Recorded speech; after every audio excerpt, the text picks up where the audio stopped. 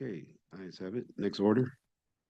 Item D, unfinished business, there is none listed. Moving to item E, new business number one, review of ethics ordinance section 40-4A, conflict of interest. Okay, as I alluded to earlier, we're just going to go through some language here that we decide to should be modified. You should have the packet in front of you. We got Counselor Johnson coming up to the table. So, Counselor Johnson, if you care to enunciate on what we have discussed. Through the chair, may I ask that we take 1 through 7 all at the same time so that we can just have one big group flow kind of discussion? Absolutely. That's a proper suggestion. Any support? Oh, no, she just need to read it. Okay. I take it just needs to read them. Okay. All right. That sounds good. I'm just okay. Sounds good. Thank you. Item two, review of the ethics ordinance section 40-4B, gifts and gratuities. Item three, review of the ethics ordinance section 40-4C, incompatible employment. Item four, review of the ethics ordinance section 40-4D, nepotism. Item five, review of the ethics ordinance section 40-4E, confidential information. Item six, review of the ethics ordinance section 40-4F, use of public assets for a private purpose. Item seven, review of the ethics ordinance section 40-4G, inappropriate use of county time and property for political activity. Okay. Thank you, Madam Clerk. All right. Counselor. Through the chair to this body, so you have before you just a few suggested changes. It's before I get to those changes, just a quick update. At our first meeting, there was a suggestion that,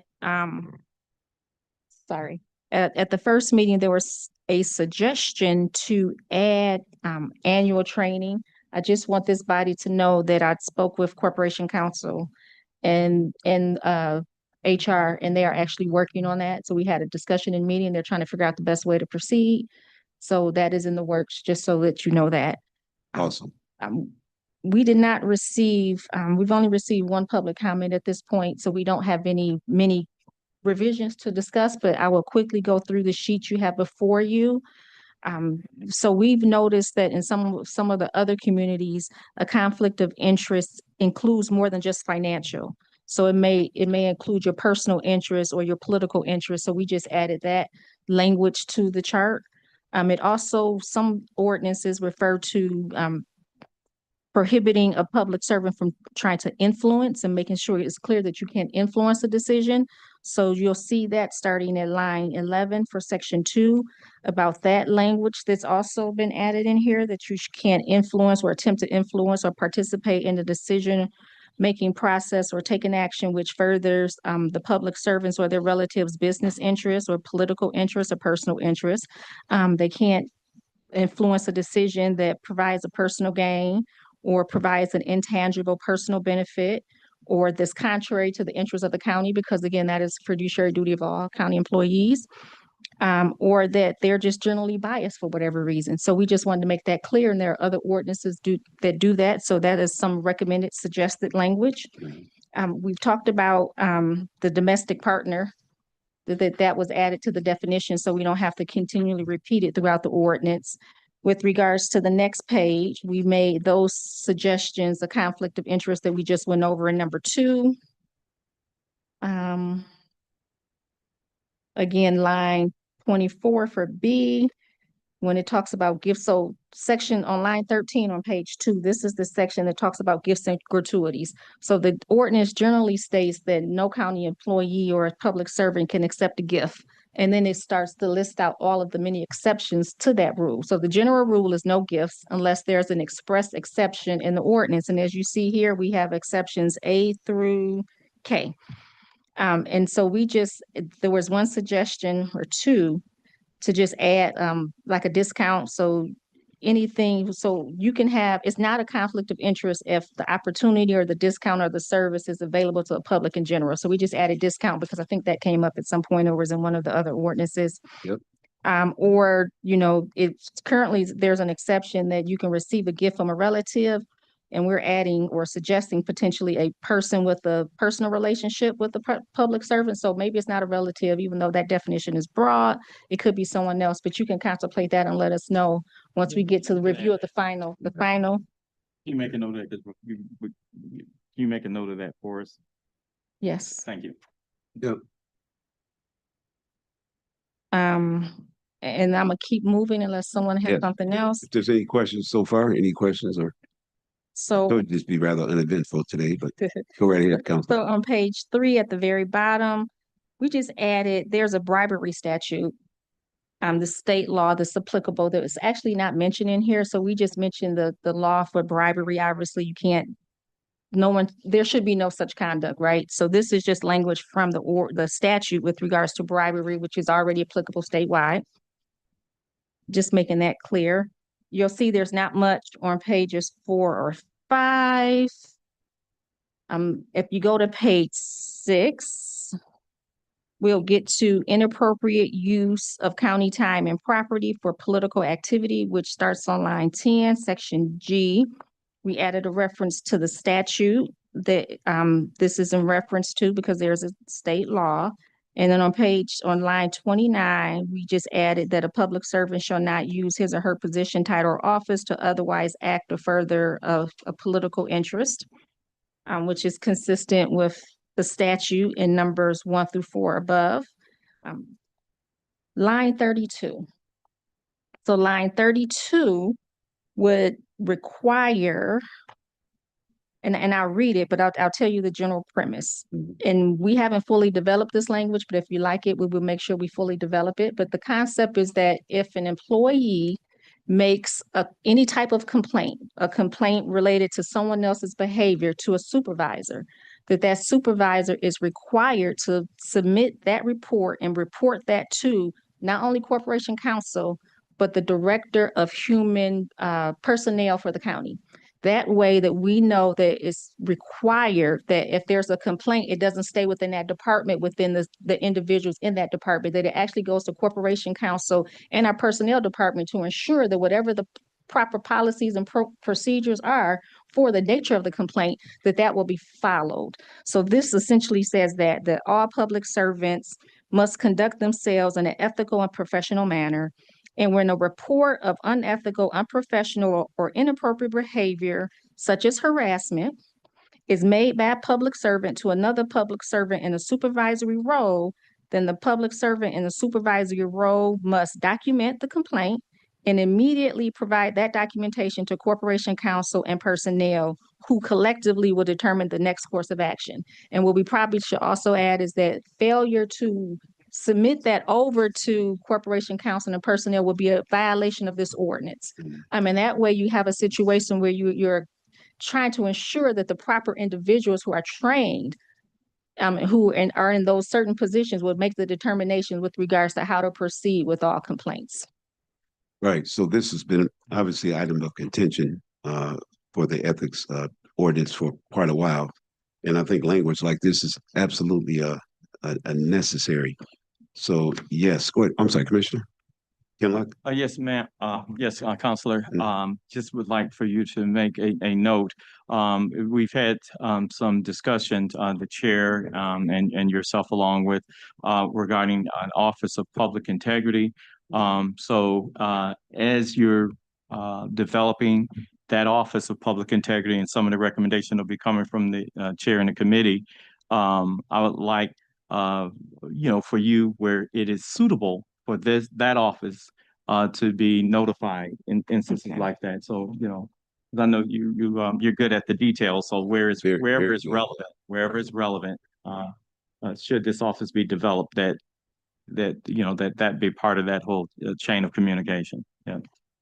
Thank you. Duly noted. Thank you, Commissioner. Okay, go ahead. I'm sorry, you're not finished yet. Go ahead, Counselor. So my last comment is that you should have received a chart that just shows you with regards to the exception for food. The communities are inconsistent throughout the county, so we provided a chart just to give you an idea of where the county commission falls with regards to the food item. And so just for your informational purposes, but I have nothing further. Okay. One question, Counselor. Definitions on page 7. I noticed we talked about the gratuities. and the additional language that speaks to favor or special privilege.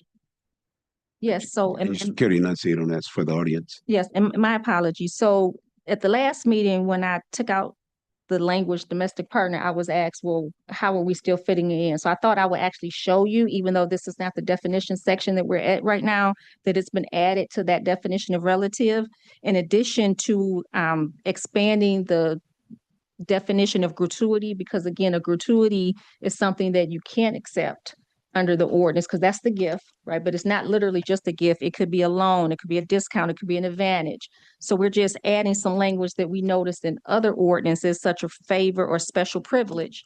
So that would fall into when you look at the gifts and the exceptions and conflicts. That just kind of expands that slightly based on what other communities are doing.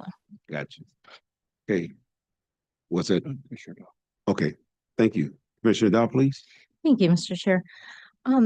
Regarding the food or refreshment amount of $75, do you know when that amount was set? What year? I do, if you give me just a second. I want to say it was 2014, I believe. I believe it was 2014. 2014? Yeah. Okay. Is it- Do you it- know, I think we, do other counties or municipalities ever set in like sort of like increase for inflation on dollar amounts on those sorts of? I'm looking at you. No, none of the communities we've looked at have a set inflation into that it automatically will increase. No. Okay.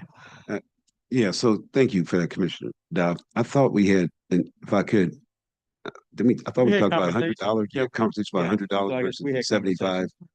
Okay. So, Okay. suggestion right. is increased at the $100. Okay. Yeah, thank you. Yeah, yeah. Noted. Okay, yeah. That's sorry. You're right, Commissioner. Problem. And thank you, Counselor, for that. And also, I'm going to ask that we can always be the first. We're the largest county. Mhm. And inflation tied to inflation, so Well, that way it's adjusted accordingly. Yeah. That's a good suggestion, Commissioner Dow. Yeah. Okay. All right. Awesome. Commissioner Peterson Mayberry. Thank you, Chair. I don't know if it's already been, oh, I'm sorry. Thank you. Through the chair, I don't know if it's already been considered, but where does travel fall in this conversation? So if you look at page 3, and this is under exceptions to the rule. So the general rule is no gifts, and then we have exceptions. And then section J refers to an exception for admission or registration fee or travel expenses, entertainment or lodging or meals, Okay. where furnished that the refreshments that are furnished to the public servant by the sponsor of an event, when you're like having an appearance or you're a speaker. So that is where travel falls in under J in this section. The general county travel policy is totally separate, but as far as gifts for someone paying for your travel, that would Yes. be the item for that. Okay, great. Thank you. And I'm assuming swag would fall under gifts. Mhm. Yes, we didn't literally use the term swag, Right. but yes, Yeah, right. there is, there generally. There's you some can't- spaces where swag is specifically mentioned only because the level of what a person can receive. So that's all. But if it's categorized under gifts with a dollar amount to it, then that's fine. So there is no dollar amount. So let's be very All right, clear. The just- general rule is that you can't accept it unless it's literally listed under A through K. And I don't know that we talk about that. So I don't think that's an exception. So if someone wants that type of exception, that needs to be mentioned so that it would be permissible. Because at this point, unless that swag is available to the public at large, Right, okay, so you you would can, not be, so it would just be permitted to that. implied that would, yeah. what's implied? I'm sorry. So it'd be implied. So this flat swag is available to everybody that's Oh, right. participating in the Yeah. conference. So that, right. Yes. But it's not just to you, right? Just you, Right, just to the Please, commission, the Commission. public servant, not the Right, commissioner, correct. the Public servant, employee. right, Yeah. yeah, that's fine. So that, I think that's sufficient, Okay, Peterson Mayberry. Yes, thank you, Mr. Anything Chair. else, ma'am? That's very good. Very good information. Thank you. Thank you. Yeah, absolutely. Okay. All right. Good discussion. Thank you so much. Anyone else? Commissioner Kinlock? So, Mr. Chair, just would like to, I don't think there's a motion in order, but just basically to move that forward, to be included in the final draft that we hopefully will be discussing at the next meeting, as you had Absolutely. mentioned, before. Yeah. Sure. Let's entertain a motion. No, no motion. No motion necessary. So we're gonna move that forward because Okay. you're gonna prepare, she's gonna prepare a draft for the recommended changes from, like you had mentioned, from commissioners, from the committee members and stuff. Yeah. Okay. For the next Everybody's meeting. good? Okay. No motion as long as you're good. I want to make sure everybody's making a determination here. Okay. All right. Thank you, Commissioner Kinlock. All right. Anything else, Joe? Okay. Thought you elbowed me. I'm sorry. Okay. I'm sorry. Okay.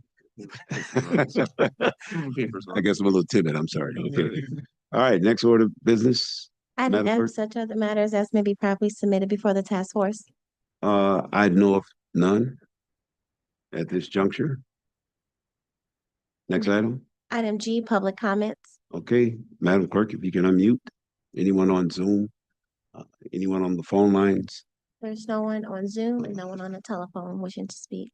Okay, thank you. Anyone in the audience, speak now or forever hold your peace. Don't look like anyone's rushing to the microphone. So, okay. Public comment period is closed. Next order of business. Item H, adjournment. Okay, motion be entertained. Support. Okay, Commissioner Dobb, thank you for moving and supporting Commissioner Kinlock. All right, all those in favor? Aye. All right, those opposed? All right, thank you all very much. Thank you. Appreciate it. We'll be